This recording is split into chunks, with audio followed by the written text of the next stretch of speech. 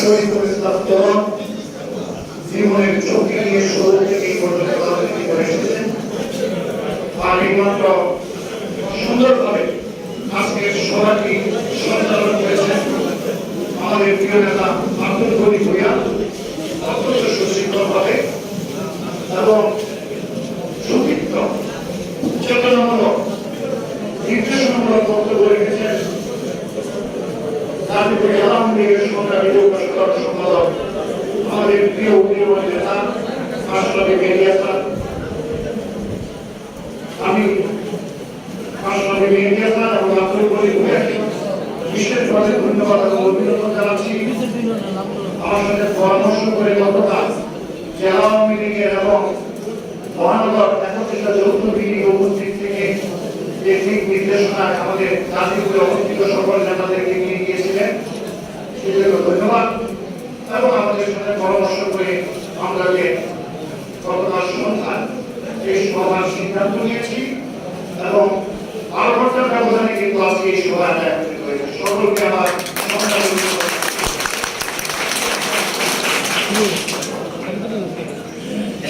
সবাই ঠিক মতো বুঝতে পারছি তখন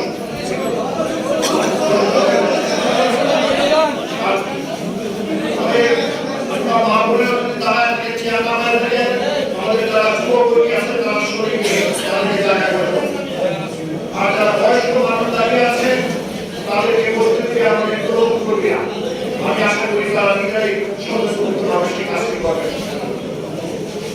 আমি শুরুতেই সর্বকালের সর্বশ্রেষ্ঠ বাঙালি জাতির পিতা বঙ্গবন্ধু শেখ মুজিবুর রহমানের প্রতি শ্রদ্ধা জানাই।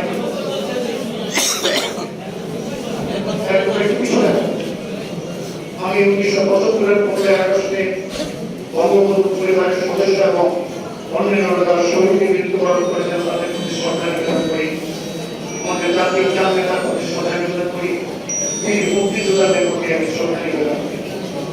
এবং আজকে আমাদের এখানে বীর মুক্তিযোদ্ধারা উপস্থিত।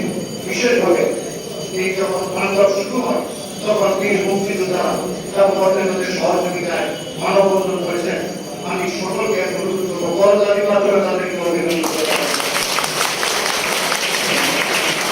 আমি 1971 সালের সারা বছরের বীর মুক্তিযোদ্ধাদের প্রতি শ্রদ্ধা নিবেদন করি। আপনারা সকলেই কাহিনী জানেন, ইতিহাস আমি খুব বলবো না, বিস্তারিত সবাই ব্যাখ্যা করেছে খুব সুন্দরভাবে।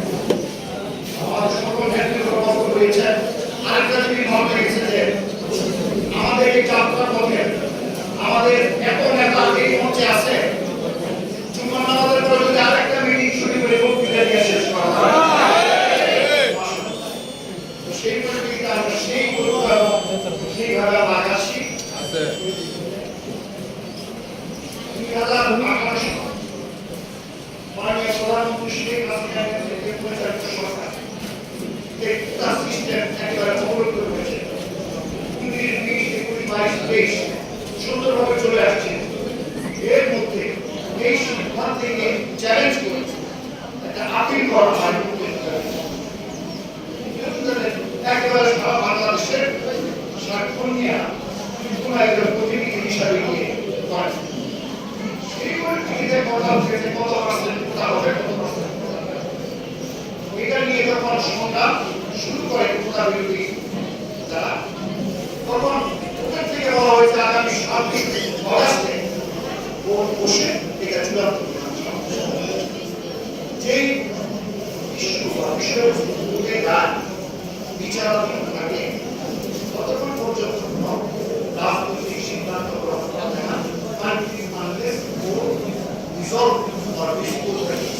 শেষ করা স্পিকার পরিপ্রেক্ষিতে এই সমস্ত ঘটনাগুলিকে একটা মিসআন্ডারস্ট্যান্ডিং আওয়ামী লীগ সরকারের পক্ষ থেকে আমাদের অ্যাটর্নি জেনারেল বলেছে যে মামলা কি করেছে আমরা চ্যালেঞ্জ করছি, আমরা কোনো প্রকার চাই না।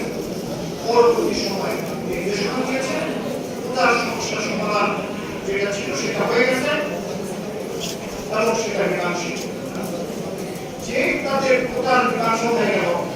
এর মধ্যে আমরা লক্ষ্য করলাম যে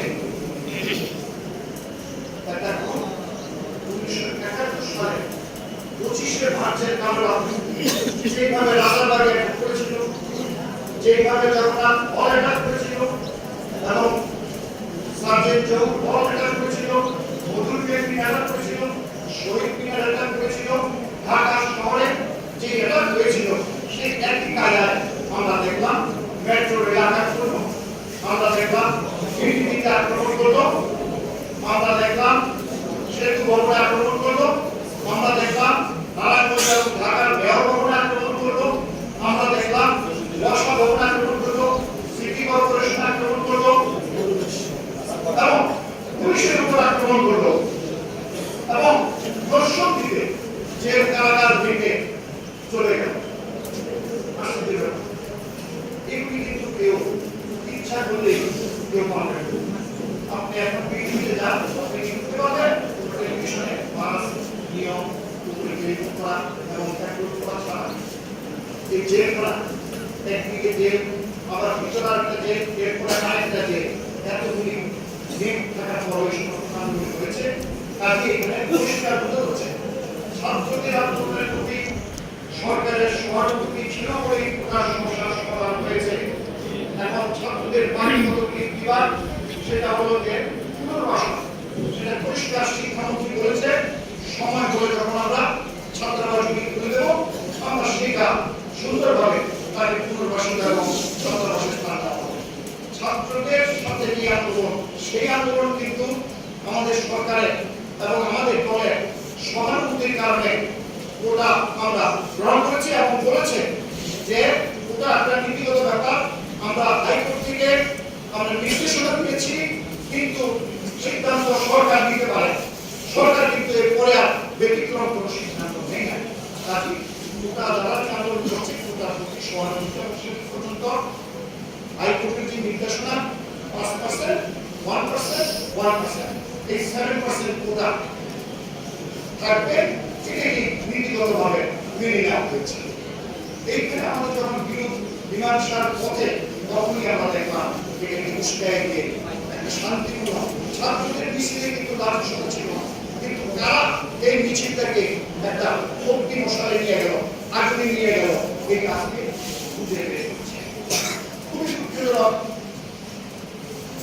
গত বিশেষ করে এই বিশ্ববিদ্যালয়ের আগের বিষয়, কারণ আজকে শুক্রবার জন্য আমাদের পরে থেকে কান্ডা শুরু হয়েছিল ঢাকায়।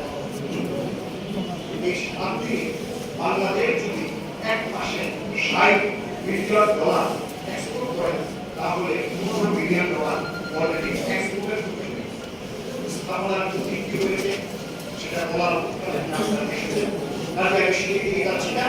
মূলত কথা হলো এইরকম যে কোর্স তাদের প্রস্তুতি ছাড়া এইরকম সংশোধন করতে পারে।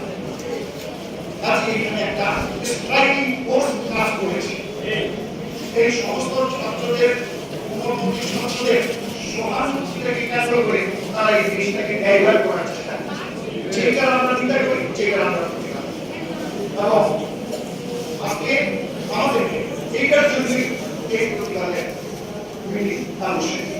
আমরা গত বৃহস্পতিবারে যখন এটা হয়েছে তখন আমাদের উপজেলাতে একটা মিটিং চলছিল আমাদের, সেই মিটিংটা হলো আইন শৃঙ্খলা কমিটির মিটিং। বেশ ভালো ছিল আমাদের সমন্বয় কমিটি, উন্নয়ন সমন্বয় কমিটি। আমি ইমিডিয়েটলি আমাদের সাহেবকে বললাম এই মিটিং স্থগিত করেন, আমাদের নির্বাচিত চেয়ারম্যান কাউন্সিলর এদেরকে সবাইকে এই যারা আমাদের বাইপাসে বসার চেষ্টা করছে তাদেরকে রিকোয়েস্ট করেন যে তারা বসুন, কিন্তু রাস্তার সাইডে বসবে, আর কোনো গাড়িকে আপনারা ক্ষতি করবে না। সেই পরিপ্রেক্ষিতে আমাদের সকল চেয়ারম্যানরা সকলে গিয়ে কাউন্সিলররা তাদেরকে বলে যে আমরা তোমাদের রাস্তা সমর্থন করি, তোমরা দয়া করে পাশে বসো, তাদের সাথে অনেক কথা হয় একটা কার্ড দেওয়া। ওসি সাহেবকে আমি বলি যে আপনি সামনাসামনি জনপ্রতিনিধিদের আগে তাদের মোকাবেলা করতে আপনি পিছনে থাকবেন, প্রয়োজন হলে আপনাকে বলা হবে।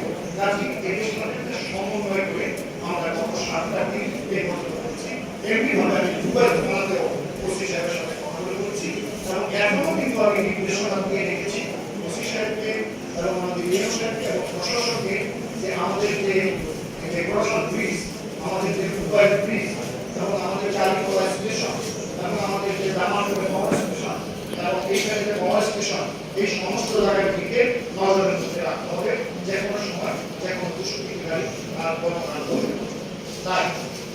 সেইভাবে তাৎক্ষণিকভাবে ব্যবস্থা রেখেছে এবং সেই যোগাযোগের মাধ্যমে আর আমাদের দলের সকল নেতাকর্মীদের সাথে আমরা সার্বক্ষণিক যোগাযোগের মধ্য দিয়ে আজকে আমরা এগিয়ে গেলাম। আলহামদুলিল্লাহ অনেক জায়গা এত বংশগত রয়েছে, সেই তুলনায় আমাদের এই শান্তিপূর্ণ পদক্ষেপ, আমাদের এই জনপ্রতিনিধিদেরকে দিয়ে তাদের সাথে কথা বলানো, এর মধ্য দিয়ে কালীগঞ্জের এই পর্যন্ত কোনো গাড়িতে অগ্নিকাণ্ড হয়, কোনো স্থাপনা অগ্নিকাণ্ড হয় এবং আমরা প্রশাসন দিয়ে আগামী দিনগুলিতে এই শান্তিপূর্ণ অবস্থা বজায় রাখতে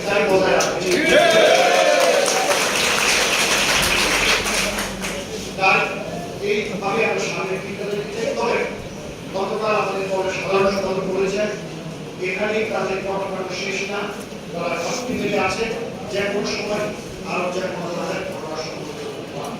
সেহেতু জরুরি অবস্থা দেশে না হলেও রাজনৈতিক অঙ্গনে আমরা এটাকে একটা জরুরি অবস্থা মনে করছি। আমাদের সবসময় সতর্ক এবং সচেতন থাকতে হবে, যাতে করে কেউ সামনে আজ থেকে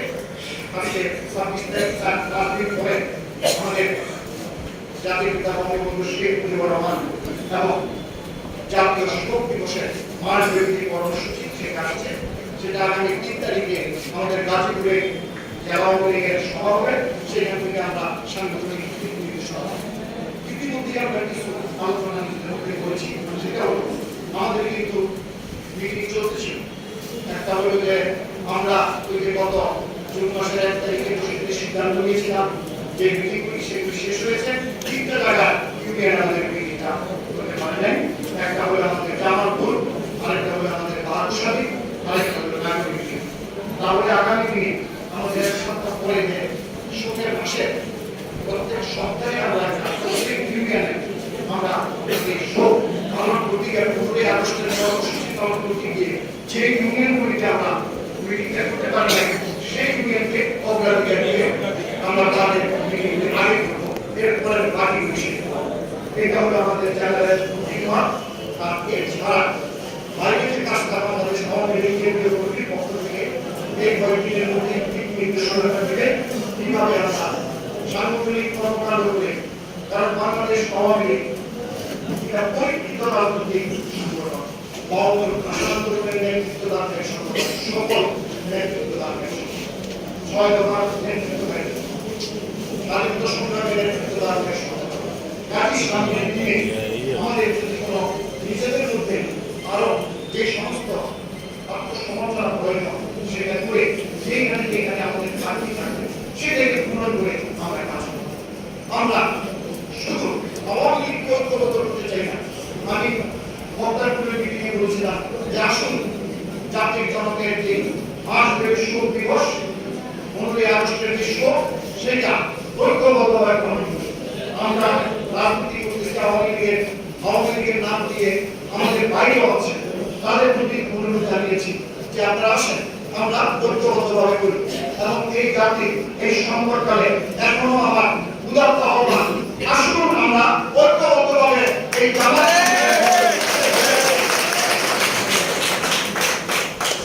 তবে এর জন্য কঠিন রাজনৈতিক পরীক্ষা দিতে হতে পারে আমাদের, সেটার জন্য প্রস্তুত থাকতে হবে।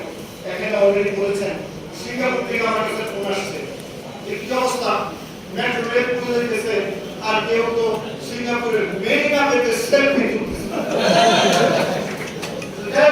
আমি সেই ধরনের কোনো কথা বলতে চাই না।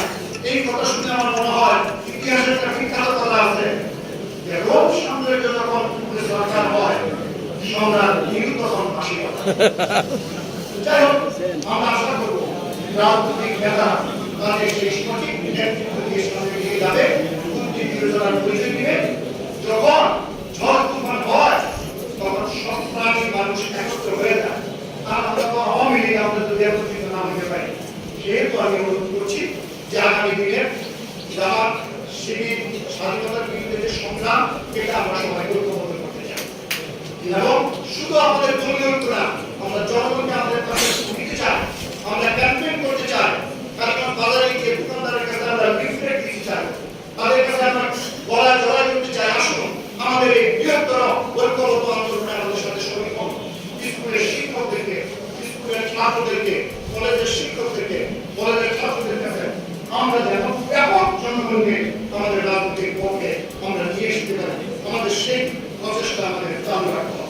তাই আমি আর দীর্ঘ বক্তৃতা না দিয়ে আমি মনে করি দলের কেন্দ্রীয় কমিটি এবং গাজীপুর জেলা আওয়ামী লীগ আমাদেরকে অনতিবিলম্বে কিছু নির্দেশনা দেবেন। তখন থেকে আমরা ইউনিয়নে মিছিল করতে পারবো, ইউনিয়নে আমরা কর্মী সভা করবো। এইটা আমাদের জেলার সিদ্ধান্ত। কোনখানে এর ফলে আমরা বসে সেই সমস্ত তারিখ করে জানাবো। এই প্রত্যাশা ব্যক্ত করে সকলকে আমার পক্ষ থেকে ধন্যবাদ জানিয়ে আজকের কর্মী সভা সফল হয়েছে। দূর দূরান্ত থেকে যারা এসেছেন আমার অভিনন্দন, সংগ্রামী শুভেচ্ছা রইল। আমার বন্ধুদের প্রতি সংগ্রামী শুভেচ্ছা রইল। এই কথা বলে আমার আসসালামু আলাইকুম।